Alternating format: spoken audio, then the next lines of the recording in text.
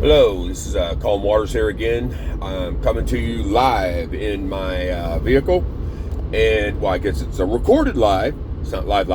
Anyway, my gave you a video a few days ago concerning an accident I had doing ride share with Uber or Lyft or whoever it is, and it basically sucks.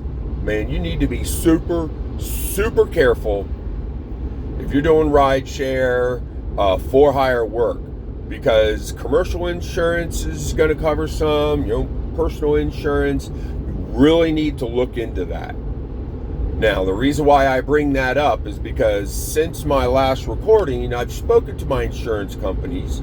I've spoken to the body shop that's working on my vehicle, and I have a possibility of having to wait 10 to 12 months before I get my vehicle back, which puts me into having to rent a vehicle as well as pay for my vehicle.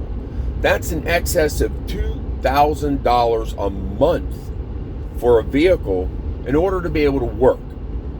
Now, no one ever plans to get in an accident. I hope not. And, no one ever plans to have to double or almost triple your monthly out of pocket in order to be able to work. I mean, most businesses fold up, go out of business, declare bankruptcy, whatever. Let me tell you, if you're doing for hire work and you're not fully incorporated and got money sitting in the bank or something, you don't even have the option to go out of business per se, other than you just go out of business and incur a huge amount of debt. So my point is that you are an independent contractor. That means you are your own boss. You own a business. If you don't understand that, then you need to understand that if anything happens, it falls on you. There's no one else to go to. You can't call in sick. You can't say, I'm just going to quit. They can take care of it, because they is you. You are they. And you have to be able to understand that responsibility. Right? So I'm going to be doing some short videos here that will spell out the necessity of what it means to be a business owner. And what I mean by necessity are there are responsibilities that automatically fall upon you, whether you want them or not, if you're doing for hire work and you're a 1099, because you become the responsible party. Again, whether you want to or not, whether you see that as good or bad, it's up to you to make sure you take care of your business. Now, doesn't matter what Lyft or Uber or how they want to pressure you to do certain things or not do certain things, or take this trip or not take that trip, or you're not going to be blue or gold or purple or orange or black or platinum or whatever their different things are. None of those matter when it comes down to a problem. As soon as there's a problem, it's your challenge, because these rideshare companies really don't care. They simply want the money. Is that wrong? That's up to you. That's your own moral gauge, not mine. But when it all comes down to it, you got to determine,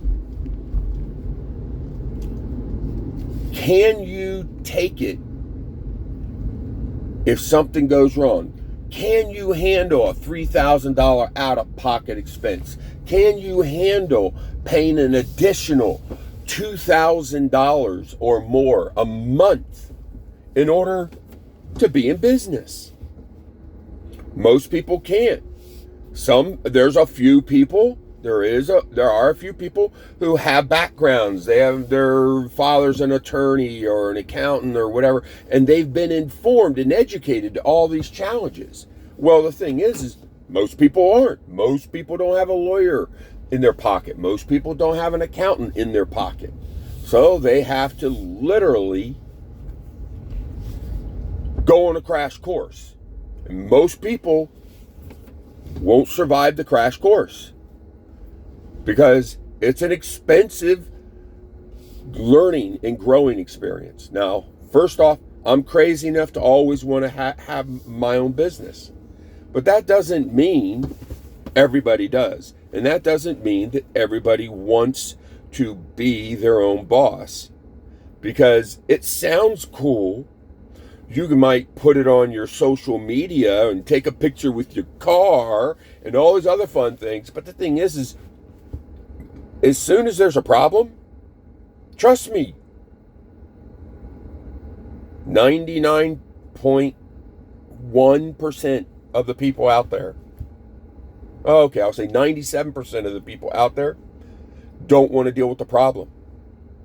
That's why most people have a job, they don't have a company. Most people have a someone, a structure, and something to tell them what to do, when to do it, and how to do it. Now, they may not like that, but let me tell you, that's a whole lot better, a whole lot easier than being your own boss when there's a problem. Everything goes well and there's no issues. Oh man, it's great. Yay, got all the money, I got this. But as soon as there's a problem, that's right, you got the money. Now you get to pay for it. And if you didn't save it, you don't have that account, you don't have the OWTF account, then you're going to be saying WTF. So just hang in there and realize it's important to know what you are doing as an independent contractor. Okay? And one little side note, as far as it goes as EVs, electric vehicles, oh, they have all these promotions. You'll get this, you'll get this, you'll get this. Do your homework. Where's your nearest supercharger station? And does that supercharger station have a connection that fits your car? Tesla has its own adapter. GM has its own adapter.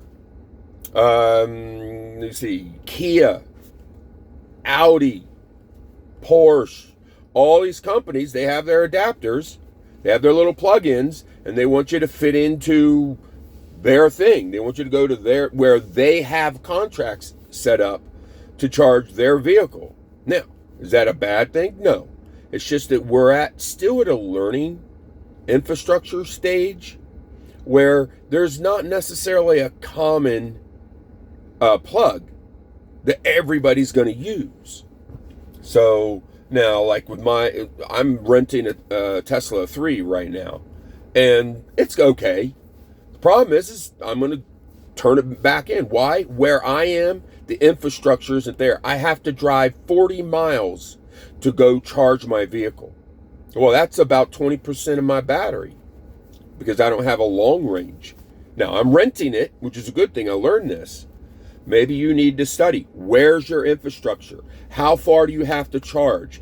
If you don't have your own house with your own supercharger wired into your house, or you don't have the money to wire one into your house, or the apartment complex you're in doesn't have a supercharger in it so you can plug in your vehicle while you're sleeping at night, you need to think about all these things. Because for me, it doesn't work.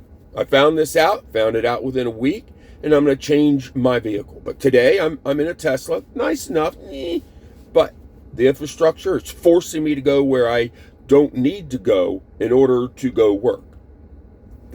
That's a challenge. So these are things to think about. I'll do another video here. We'll break it down as to what it is to be your own boss, have your own company. Anyway, this is Calm Waters signing out. You have a great day. Talk to you soon. Drive safe. Don't be in a rush to get in an accident. Take it easy. Have a good one. Checking out.